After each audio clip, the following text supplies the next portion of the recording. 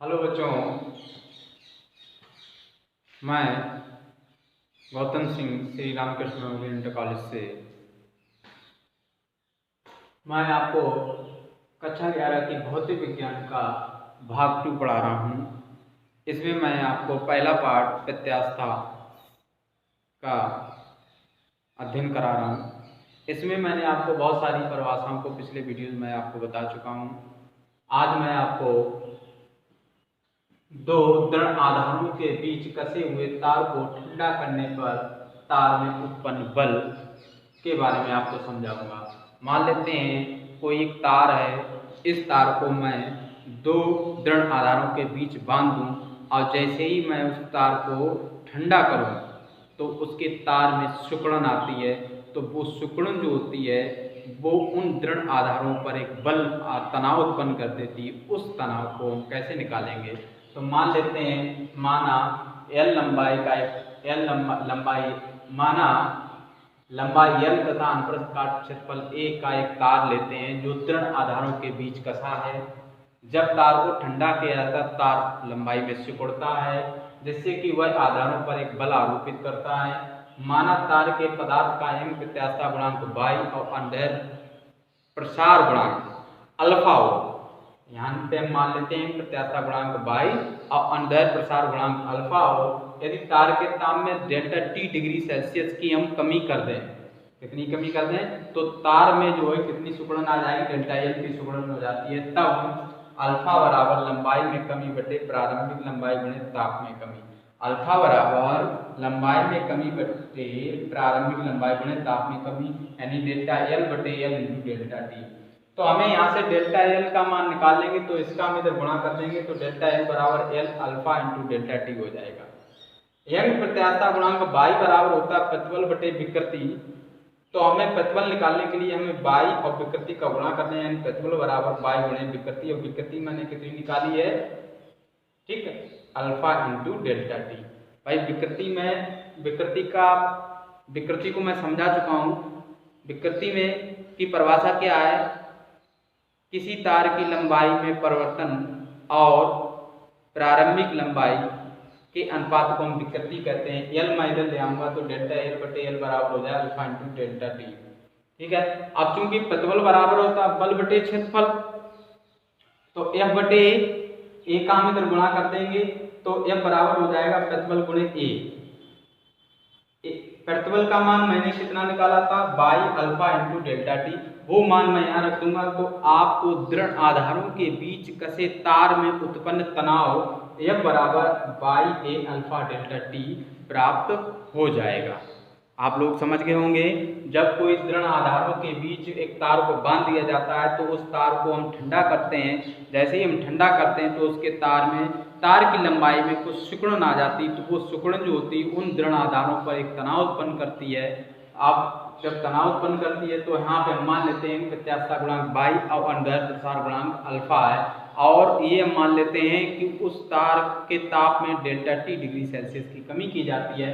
तो अल्फा बराबर जो है अंधेर प्रसार गुणांक अल्फा बराबर लंबाई में कमी बटे प्रारंभिक लंबाई गुणे ताप में कमी, ठीक है। इस तरीके से हम डेल्टा L का मान निकाल लेते हैं। और m प्रत्यास्थता गुणांक y बराबर प्रतिबल बटे विकृति होता है, तो प्रतिबल बराबर y गुणे विकृति का मान यहाँ से निकाल लेंगे, डेल्टा L बटे L बराबर हो जाए अल्फा इंटू डेल्टा T, ठीक। प्रतिबल बराबर बल बटे क्षेत्रफल होता है, यानी F अपॉन A। तो हमें तनाव कितना हो जाएगा, F बराबर प्रतिबल गुणे A। F का मान, प्रतिबल का मान मुझे मालूम था, मैंने यहाँ रख दिया।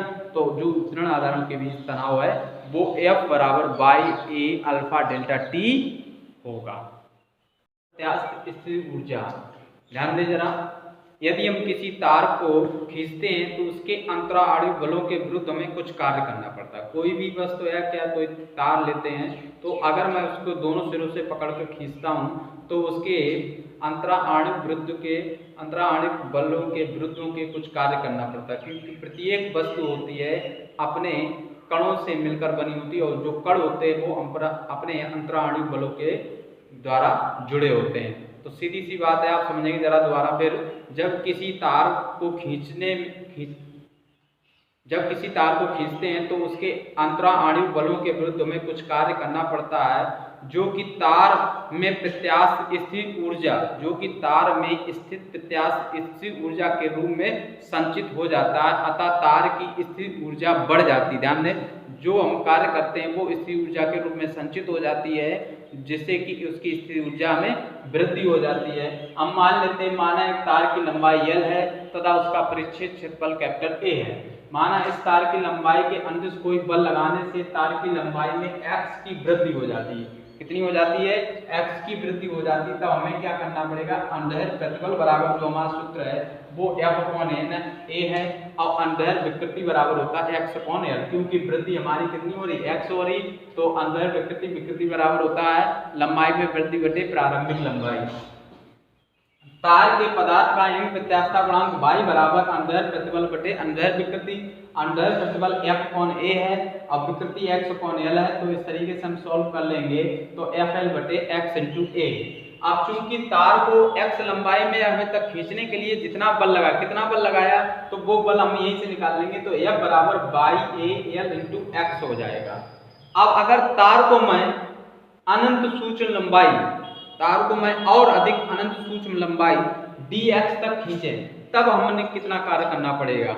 आप ध्यान दें जरा, अगर हमने इतना जो बल लगा रहे हैं वो तो हमारा इतना निकल आया, लेकिन और x लंबाई के बाद और हमें dx लंबाई तक और खींचना, अनंत सूक्ष्म लंबाई dx तक खींचना है, तो हमें कितना कार्य करना पड़ेगा? तो वो जरा देखेंगे आप लोग। तो आगे देखेंगे बेटा, किया गया कार्य dw बराबर F × dx हो जाएगा। ठीक है, F का मान है हमारे पास YA बटे L × dx। तार को मूल लंबाई L से L प्लस स्मॉल l तक, यानी कि x का मान 0 से x बराबर L तक खींचने में जो कार्य किया जाएगा वो क्या हो जाएगा? d बराबर w बराबर समाकल 0 to L YA बटे L × dx। YA बटे L जो हमारा एक नियत है, नितांक है, तो ये चीज नियत इसे हम बाहर ले लेंगे, सिर्फ हमारा समाकलन जो होगा dx का होगा। जब हम dx का समाकलन करेंगे तो x² / 2, lower limit 0 upper limit L। अब जब हम लोअर लिमिट अपर लिमिट का मान रखेंगे तो ये आपका बन जाएगा 1/2 YA बटे L × L²।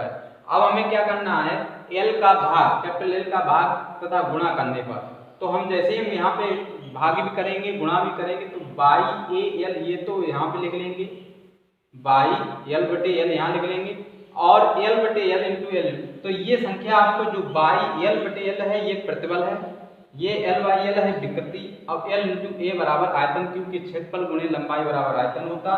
प्रारंभिक लंबाई और लंबाई में वृद्धि के अनुपात को विकृति कहते हैं। यंग प्रत्यास्थता गुणांक और विकृति के गुणनफल को हम प्रतिबल कहते हैं। इतना समझ में आ गया होगा। फिर दोबारा समझ लेना आप लोग, जो हमारा dx लंबाई तक खींचने में जो किया गया कार्य w बराबर होगा वो F × dx के बराबर होगा। F का मान YA बटे L रख देंगे तो dx हो जाएगा।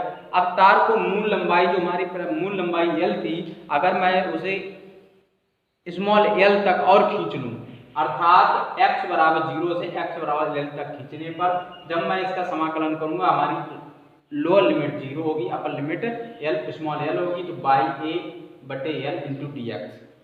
YA बटे L तो हम निकाल लेंगे, हमारा समाकलन सिर्फ dx को होगा। जब dx का समाकलन करेंगे तो x² / 2 हो जाएगा। जैसे हम मान रखेंगे तो 1/2 YA बटे L × L² हो जाएगा। L का भाग तथा गुणा करने पर जब हम भाग और गुणा करेंगे तो एक L हमारा इसके साथ जुड़ जाएगा, एक L यहाँ जुड़ जाएगा, तो YL बटे L L बटे L × LA। ये संख्या जो होगी वो प्रतिबल के बराबर होगा, ये विकृति के बराबर होगा और ये आयतन के बराबर हो जाएगा।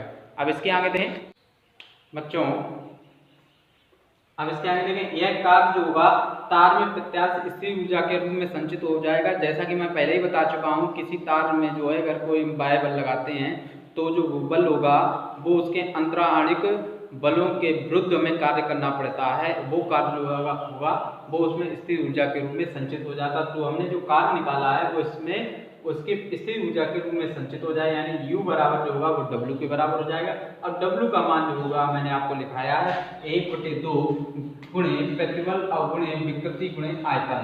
ध्यान दें, तार के प्रति एकांक आयतन में संचित प्रत्यास्थ इस ऊर्जा जो होगी उसे हम ऊर्जा घनत्व कहते हैं। उसका u स्मॉल u से प्रतिनिधित्व, उसका मान जो होगा 1/2 प्रतिबल गुणे विकृति, उसका मान जो होगा u बराबर 1/2 प्रतिबल गुणे विकृति। परंतु प्रतिबल बराबर आप लोगों को मालूम होना चाहिए, प्रतिबल बराबर क्या होता है, प्रत्यास्थता गुणांक गुणे विकृति। ये मान मैं यहाँ पे रख दूंगा, तो स्मॉल u बराबर 1/2 m प्रत्यास्थता गुणांक और विकृति का विकृति के साथ गुणा करेंगे तो विकृति का होल स्क्वायर हो जाएगा। तो ध्यान दें, ये आपका हो गया। यहाँ पे हमने स्थिर ऊर्जा निकाल ली है, हमने कुल हमारे पास कुल स्थिर ऊर्जा कितनी है, और ये आपका है ऊर्जा घनत्व। दोनों चीजें आपके सवाल में, मैं इसके आगे और भी आपको वीडियो दूंगा इस लेसन से संबंधित। बच्चों, हमारे चैनल को आप सब्सक्राइब कर लें, बेल आइकन दबा दें, जिससे कि आपको नए नए वीडियोस मिलते रहें। हमारे वीडियो को आप लाइक भी कर दें और शेयर भी करें।